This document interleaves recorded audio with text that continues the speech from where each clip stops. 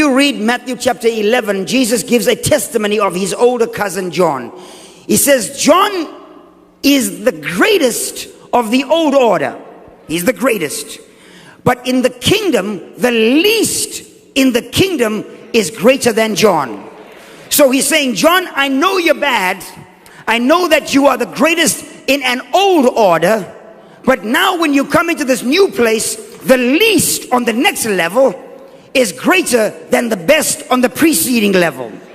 And what he's saying here is that when you increase the value of your life, you could have been absolutely fantastic over here. But if you've got somebody that's in a world above you, that's least in that world above you, they are more superior than you are.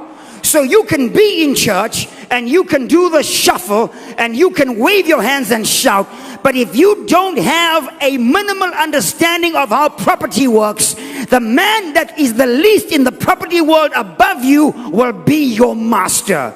So the thing is then, we have to now negotiate and move from a lesser world to a superior world. And the way you do that is when you have an understanding as to how life works.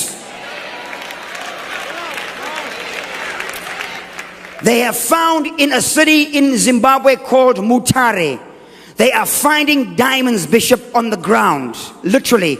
One of my pastors, Miranda Ferreira, came and see me. She said, Bishop, we've lost all our workers. All the workers are digging in their backyard. They are finding diamonds literally on the ground. In a place where people knew there were no resources, that town has grown from a few thousand people to hundreds of thousands of people just overnight. African people are finding diamonds, but many of them don't know the value of what they're finding. They are selling diamonds for a penny on the dollar.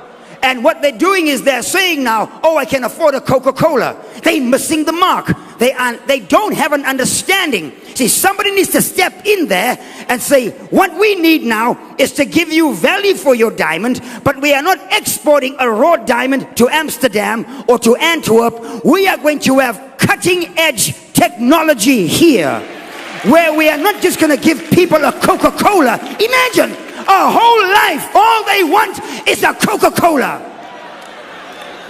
I don't want you to teach me how to fish. No, do not teach me how to fish. Show me how I can own the pond.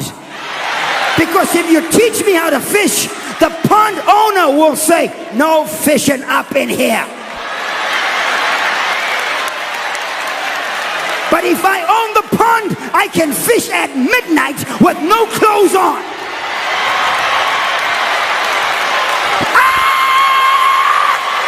I feel an anointing coming on somebody here to be empowered. Give the Lord a praise, somebody.